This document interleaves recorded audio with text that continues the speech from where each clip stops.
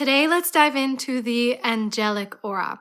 I'm going to create a makeup look, do my hair, as well as shop my closet with the goal of really bringing this aura to life and creating an ethereal look that feels very wearable for every day and also doesn't require me to spend any money. I'm going to see what I have, see how much I can summon this aura. So the angelic aura is one of the categories from my new Ethereal Style guide.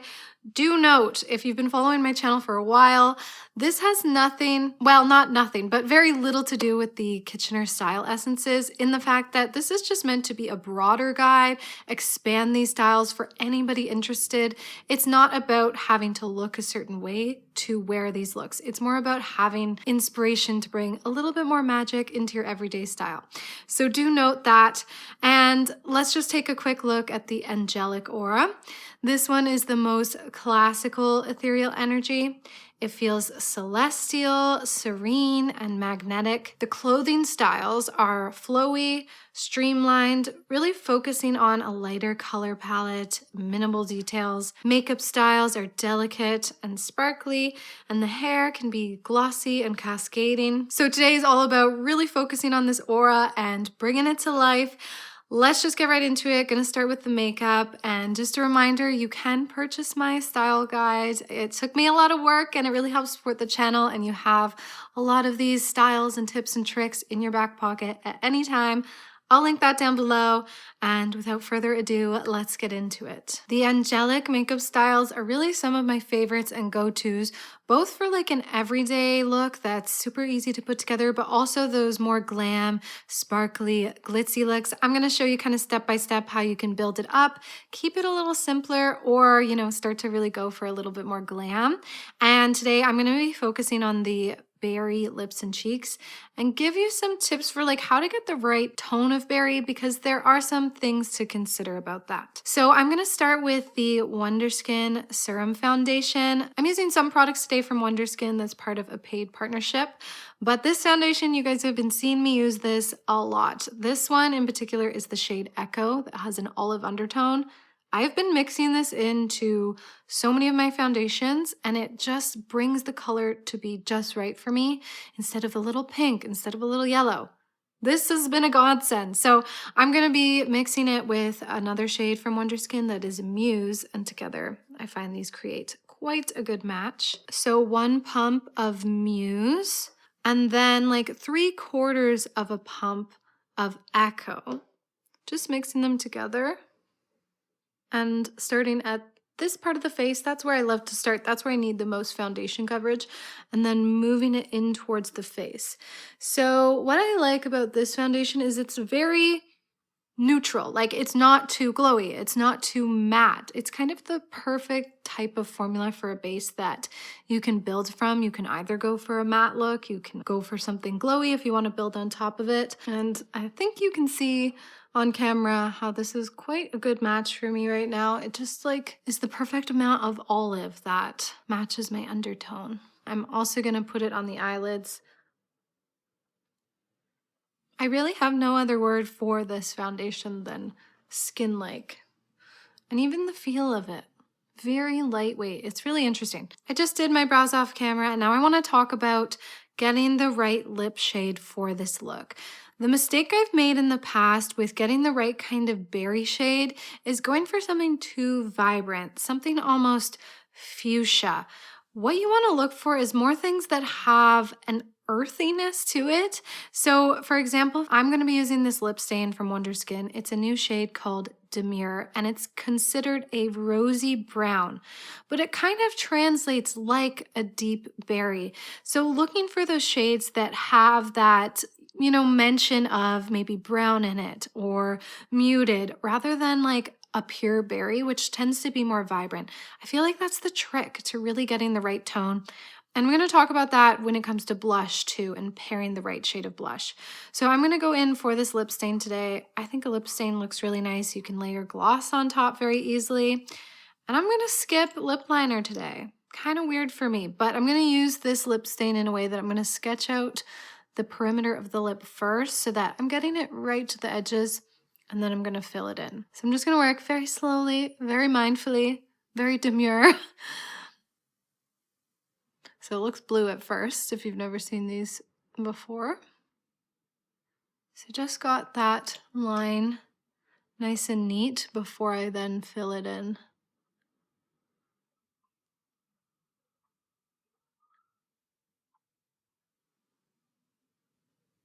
Depending on how dark you want it, you can let it stay for like a minute or even just like 10 seconds just to get a little wash of color. And then I'm gonna use their activator spray, which I find just takes it off really easily, but you can definitely use just like a washcloth with a bit of water on it and it just takes it off as well.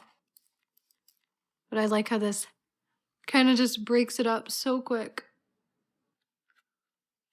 Can you see what I mean about the tone being just right? Like it kind of looks like if in another world I had like a deeper lip tone, it would look more like this rather than like a really vibrant pink. I'm going to top this off with a little bit of gloss. This is from Wonderskin and it's the plumping gloss. Glosses for the win with anything angelic, along with sparkle and glow and shimmer. All right, so pretty. I love that color. Now at this point, let's get into blush. I'm gonna skip bronzer, I'm gonna skip contour, and I'm gonna use from KJH brand. This is the shade Soft Raisin. And again, we're steering away from like the berries you typically think of. And as you can see, this shade has a similarity to the lip. It's got this brown mixed with pink in it. And I like the idea of having the lip and the cheek together, having a tonality that's similar. And I'm gonna bring this down the cheek. Gonna start here and blend down from there. Bringing a little bit more length to the face can make something feel angelic because there's this elongated feel. I love this look already. Now I'm gonna take this is from What's Up Beauty and it's the shade Wild Acacia.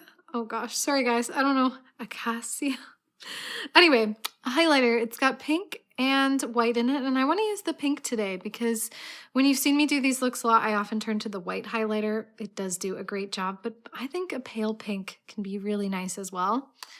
And I'm going to put that on the cheekbone and work in this C shape up to the brow bone. Really has this like, I don't know, elevated feel when you have this unity between the cheekbone and the brow bone. Above the brow bone too. Like how pretty is that? I forgot about these highlighters, but they are really nice, really nice. In fact, you can take this all over the lid as well. Just going to show you how it catches the light in so many places when you really use a kind of broader stroke with your highlighter. I think it looks so nice. So at this point, yeah, you could definitely do mascara and be done with it. Or if you want like a little bit more shimmer and tone on the lid, you could use something like from Merit. They put out these solo shadows. This is the shade Glacé. See how it has a little bit of pink to it? It's got a really pretty sheen to it. You could use your finger for something like this and just get it over the whole lid quickly. Or they put out this brush. Be a little bit more precise with it. I do quite like that it adds a little bit of pink to the eyes as well. If you're a one and done type of person, this is definitely great for that. I'm going to take the smaller end of this brush and put a little bit of it in the inner corner. I like that it's not too much sheen there. Gorgeous. I love this. But maybe you want to elevate it, add more sparkle. I think it looks so good with the Angelic Aura, and maybe you're like me and you're a little bit of a magpie. I want to talk about what kinds of shimmers are best for this look, and it really is a focus on more iridescent shimmers, more translucent based shimmers. So for example, Glaminatrix, one of my favorite brands for high impact glitter. Now this palette's a really good example of iridescent versus, shimmers with color to it, like a lot of color to the base. Even on camera, these just look white in the pan because they're more translucent. They don't have as much pigment to them. So, for example, you take this translucent blue versus this blue here, and this one has you can see the white base to it. I'm gonna turn the lights down in a second too, just to really show this off. Or let's take this one here, the green, versus this more iridescent green. See? These two have a lot more pigment, and these have this white base that makes it kind of brighter, lighter, always with the angelic feel. Think of angels, light, bright. So just to get a better sense of these shades. A couple other brands who really kill it with the beautiful sparkles include Kaleidos. This palette's more colorful for sure, but like I'm kind of thinking of using this pale peachy pink here. I just love their shimmers. They're so banging. You know, you want to move your finger and just see that reflect. Boom, boom, boom. And then Cosmic Beauty. They have so many beautiful shimmers. They're less of the sparkle sparkle, is more of like a pressed sheen that feels like more metallic in a way. So I use this shade a lot, Radiant, down here. In fact, I might use it today, and I think I'm going to try a different technique. I want to use the MAC Fix Plus. I haven't done this in a while, and mix it with that shade from the Cosmic Beauty palette and like create like a liquid paste and like a lot of a spotlight right on the eye with this one, I think. Let's try it. So what I want to do for this is take a brush that's flat and stiff rather than fluffy. Spray the back of my hand with the MAC Fix Plus. Just one spray for now. Soak the brush in it. Actually, that really absorbed it, so I'm going to put another spray. Then we're going to go in with this beautiful, beautiful shimmer just in the corner there. Moment of truth.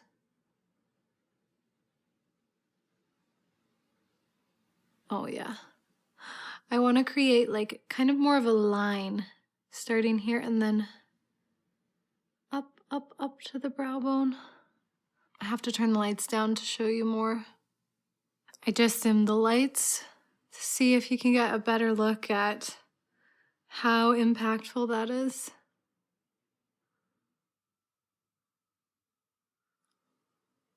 I'm going to take a dark brown, the Thrive Liquid Lash Extensions, which is a lengthening mascara. And I do think a lengthening mascara suits the Angelic Aura more than, say, something like chunky and volumizing. So I'm just going to really get at the root of the lash.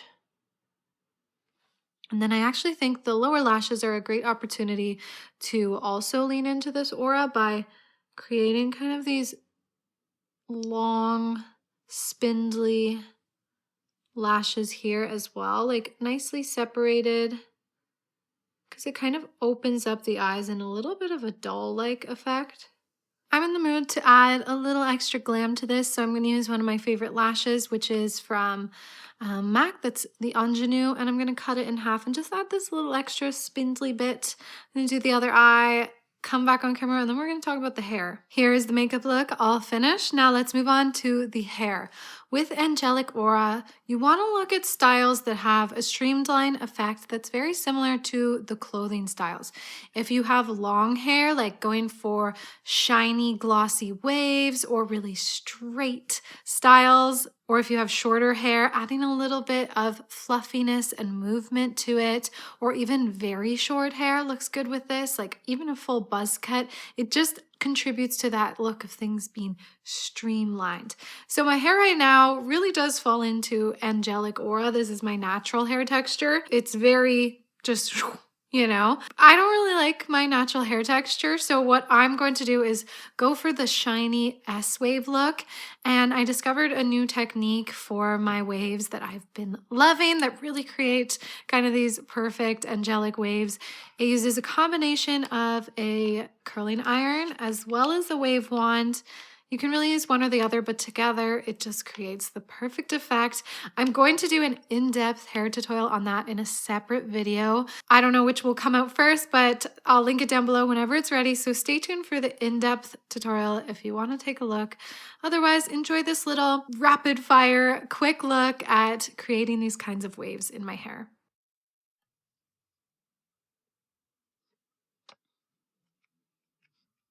And the hair is done. Now we're going to move on to clothing. So for the Angelic Aura, the clothing styles, really a focus on the cut and kind of movement happening through the pieces.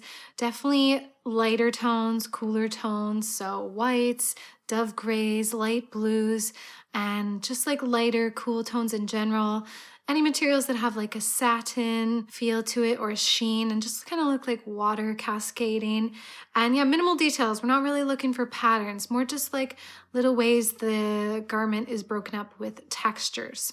So what I'm gonna do is I'm gonna take you vlog style into my bedroom and my closet. I'm gonna pick out everything that I feel can kind of bring me to that angelic look, including some earrings and any jewelry I may have. And we'll see. It's going to be a bit of experimenting. So let's see what we can come up with. First things first, I'm going to go through my closet, find anything that has an angelic feel, in particular things that have lighter colors to them and a drapier feel. Look at all this black. I'm trying to get rid of all the black and start to get some color. Definitely this.